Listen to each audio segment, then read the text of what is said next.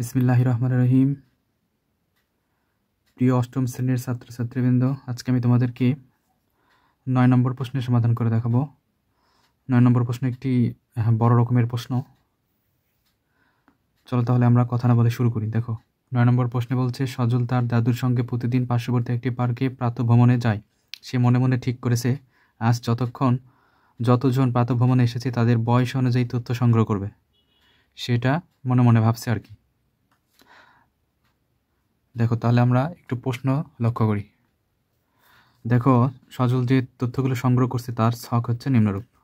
যেমন বয়স বছরে দেওয়া আছে 41 থেকে 45, 46 থেকে 50, 51 থেকে 55, 56 থেকে 60, 61 to 65। এবার গণসংখ্যা হচ্ছে, অর্থাৎ 41 থেকে 45-এর মধ্যে লোক সংখ্যা ছিল 12 জন, 46 থেকে 50 বছর বয়সের লোক সংখ্যা ছিল 15 জন, 51 থেকে 55 বছর বয়সের লোক সংখ্যা ছিল 25 জন, 56 থেকে 60 বছর বয়সের লোক সংখ্যা ছিল 18 জন, 61 থেকে 65 বছরের লোক সংখ্যা ছিল 10 জন। এখন প্রশ্নে বলছে ক নম্বর, দেখো, প্রত্যক্ষ এবং সংক্ষিপ্ত পদ্ধতিতে গাণিতিক গড় নির্ণয় করো। তাহলে এখানে কিন্তু দুইটা প্রশ্ন বলছে, একটা হচ্ছে প্রত্যক্ষ পদ্ধতি, একটা হচ্ছে সংক্ষিপ্ত পদ্ধতি। তাহলে প্রত্যক্ষ পদ্ধতি মানে হচ্ছে যে গাণিতিক গড় আমরা যেটা নর্মালি করি সেটা।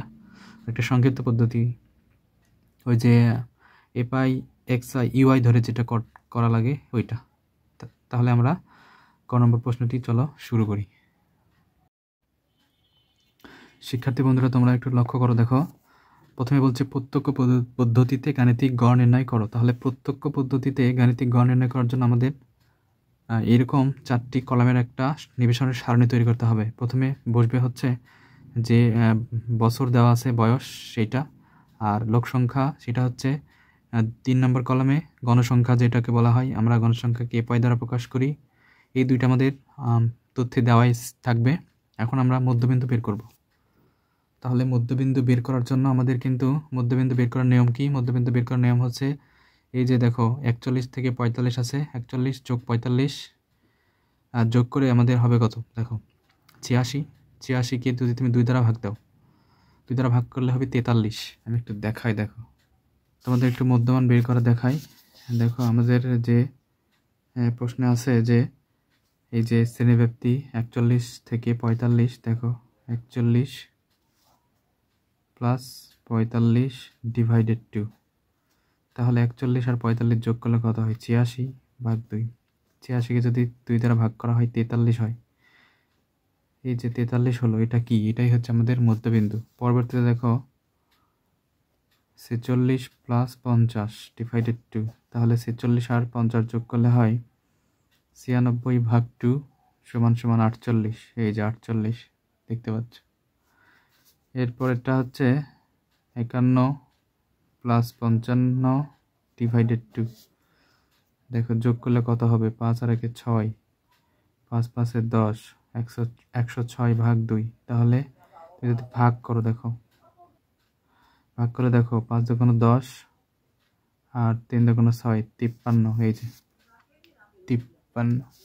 এভাবে তুমি মধ্যক বের করতে পারবা। হ্যাঁ, এরকম করে মধ্যক বের করে এখন মধ্যবিন্দু আর হচ্ছে যে গণসংখ্যা অর্থাৎ এক্সআই আর এফআই গুণ করতে হবে। দেখো এখানে লেখা আছে এফআই গুণ এক্সআই, এটা কিন্তু পাশাপাশি আছে অর্থাৎ গুণ অবস্থায় আছে। তাহলে 43 গুণন 12 সমান 516।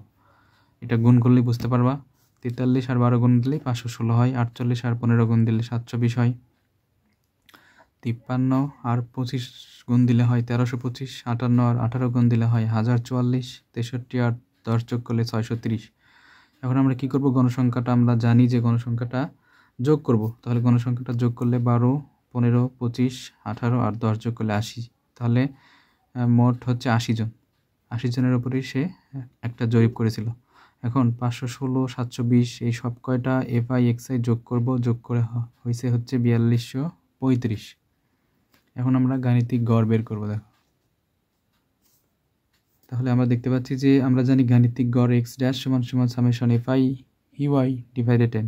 তাহলে এফআই এক্সআই তাহলে এফআই এক্সআই এর মান কত? 4235। এই যে মান বসছে, এন এর মান কত? 80। ভাগ করে দেখো 52.94 হয়। এবার যদি আমরা সংক্ষিপ্ত পদ্ধতির গড় বের করি, তাহলে দেখো সংক্ষিপ্ত পদ্ধতির গড় বের করার জন্য আমাদের 5 কলামের একটা এরকম ছক আঁকাতে হবে। দেখো প্রথমে 41 থেকে 45, এটা তো আমাদের প্রশ্নে দেওয়া থাকবে। 46 to 50, 51 to 55, এভাবে সব গণসংখ্যাও তোমাদের দেওয়া থাকবে, 12, 15, 25 এরকম করে। তাহলে মধ্যবিন্দু তোমাদের বের করে দেখাইছি xi। এখন ধাপ বিচ্যুতি তুমি করবা কি, যে আমাদের মধ্যবিন্দু যেগুলো হবে, মধ্যবিন্দু যতগুলি মধ্যবিন্দু হবে, যেমন আমি একটু দেখাই। দেখো আমাদের মধ্যবিন্দু কিন্তু এই যে 43, 58, 53, 48, 58 এরকম যে মধ্যবিন্দু যে কয়টা থাকবে সেই কয়টা মধ্যবিন্দু তুমি যদি দেখো ক্যালকুলেটর একটু যোগ দাও। দেখো মধ্যবিন্দু দ্বয় যোগ করব আমি কেন সেটা বলি। মধ্যবিন্দু যোগ করার কারণ হচ্ছে আমরা আনুমানিক একটা গড়ের মান ধরব, এর মান বের করার জন্য এটা যোগ দিতে হয়।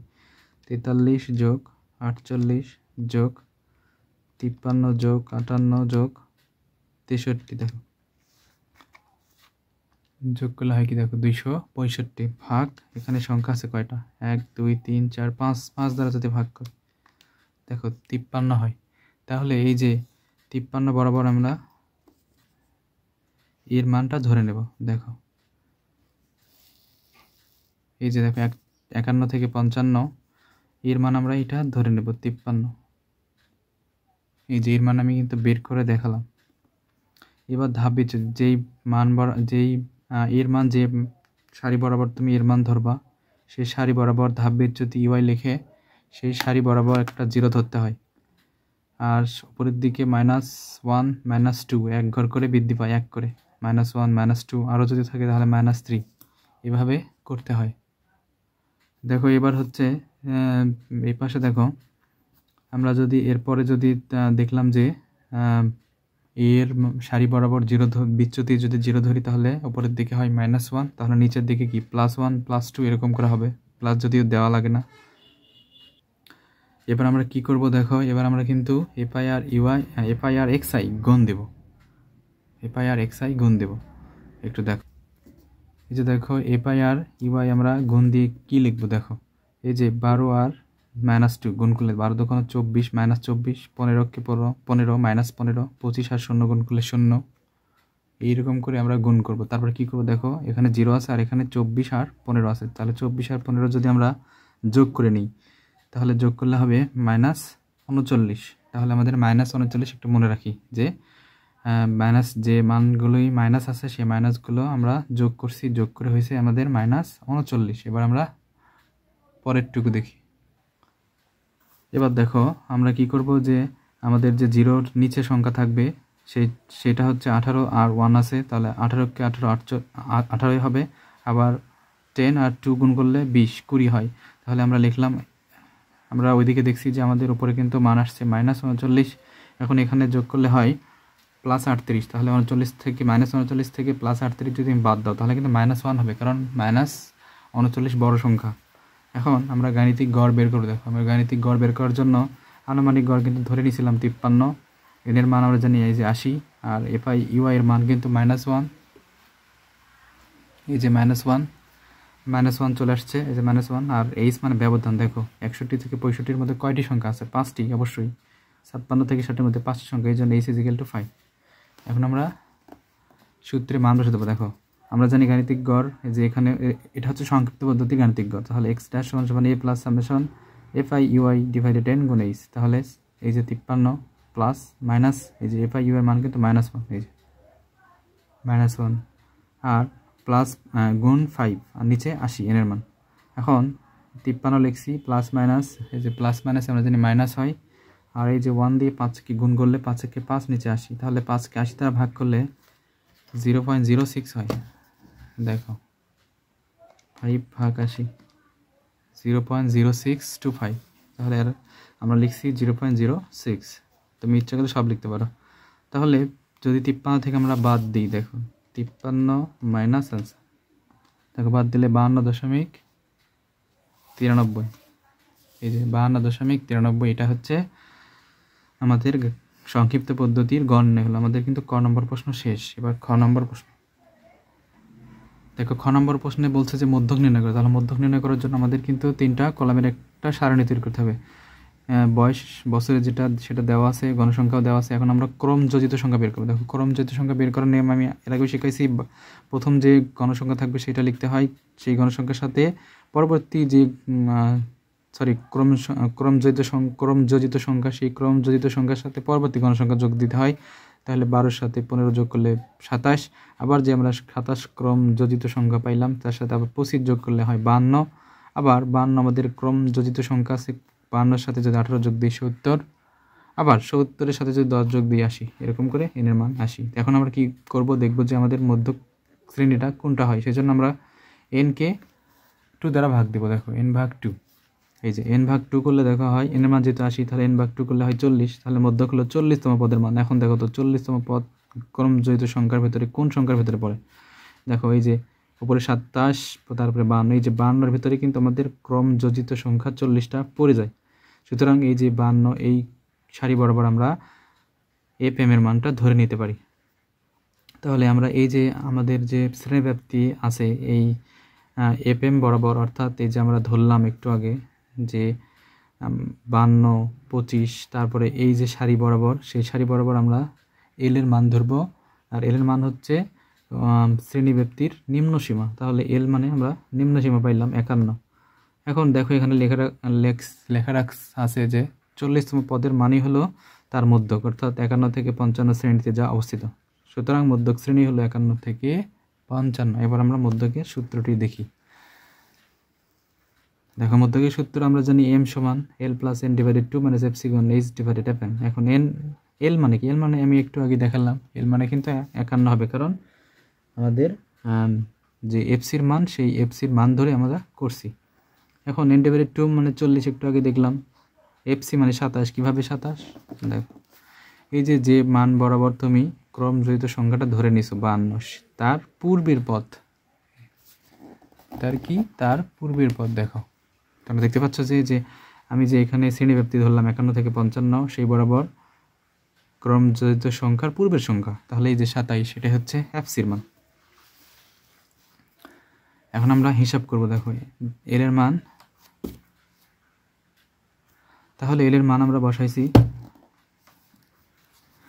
দেখো এল এর মান 51, n ডিভাইডেড 2 40, fc-র মান 27, h এর মান, তাহলে h এর মান ব্যবধান 5। 41 থেকে 46-এর মধ্যে কয়টি সংখ্যা আছে? 5টি।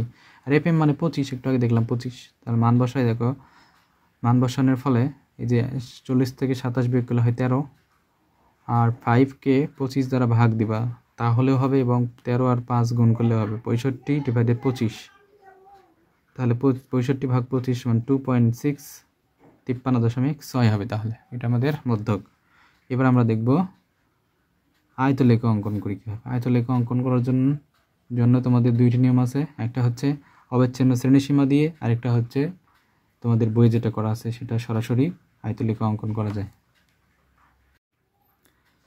শিক্ষার্থী বন্ধুরা, এবার আমরা প্রচুরক বের করব। ঘ নম্বর প্রশ্নে বলছে প্রচুরক নির্ণয় করো। তাহলে প্রচুরক বের করার জন্য আমরা আমাদের কাছে যে সারণীটা তৈরি করা আছে, সেই সারণী থেকে আমরা দেখতে পাচ্ছি যে কোন গণসংখ্যা বরাবর আমাদের সবচেয়ে বড় সংখ্যাটি আছে 25। দেখো 25 কিন্তু সবচেয়ে বড় সংখ্যা, ওই সারণীর ভেতরে 25 বার আছে, অর্থাৎ তাহলে সেটা কোন শ্রেণীতে আছে? 51 থেকে 55-তে। সুতরাং প্রচুরক শ্রেণী হবে 51 থেকে 55। এখন প্রচুরক সূত্র অনুযায়ী l plus f1 divided f1 plus f2 গুণ h। তাহলে আমরা যদি মান বের করি, তাহলে l এর মান আমরা যেহেতু নিম্ন সীমা দেখতে পাচ্ছি যে আমরা শ্রেণীটি পাবো, সেই শ্রেণীটির প্রথম পদ অর্থাৎ নিম্ন সীমা। f1 মানে কি? f1 মানে আমরা যেটা গণসংখ্যা ধরে নিব, সেই বরাবর আমরা যেটা ধরে নিছি। দেখো লক্ষ্য করো। আর দেখো আমরা এখন এই যে তোমরা আমি সংক্ষেপে লিখে নিছি, তোমরা সেই ছকটি দেখতে পাচ্ছ। তাহলে এই যে দেখো আমাদের কিন্তু প্রচুরক এইটা, তাহলে f1 এর মান কোনটা? f1 এর মান হচ্ছে এই যে আমাদের প্রচুরক যেটা থাকবে। দেখো f1 সমান হচ্ছে 25 থেকে উপরের সংখ্যাটা বাদ দেব। দেখো বাদ দিলে হয় 10, এটা হচ্ছে f1 এর মান।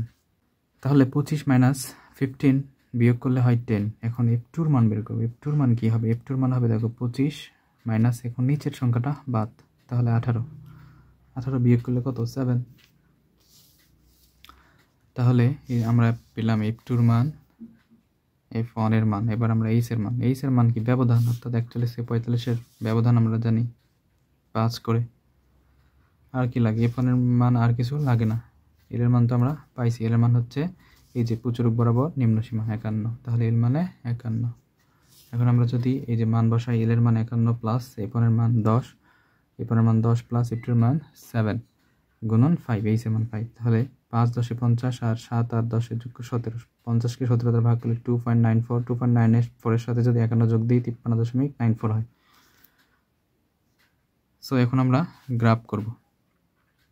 তাহলে দেখো গ্রাফ হচ্ছে আমাদের এখানে তিনটা আছে, একটা আয়তলেখ, একটা বহুভুজ, একটা অজীব রেখা। তাহলে তিনটা করার জন্য আমাদের 3 রকমের সারণীর দরকার। শিক্ষার্থী বন্ধুরা, এখন আমরা যে আমাদের গ্রাফ অঙ্কন করতে হবে বহুভুজ, অজীব রেখা এবং আয়তলেখ, সেটার জন্য আমি এর পূর্বেই একটা ভিডিও দিছি, তোমরা সেই ভিডিওটি অবশ্যই দেখে নেবা।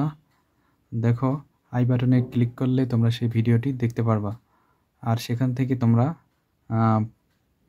গ নাম্বার, ও নাম্বার এবং চ নম্বর প্রশ্নের উত্তর পাবা। ধন্যবাদ।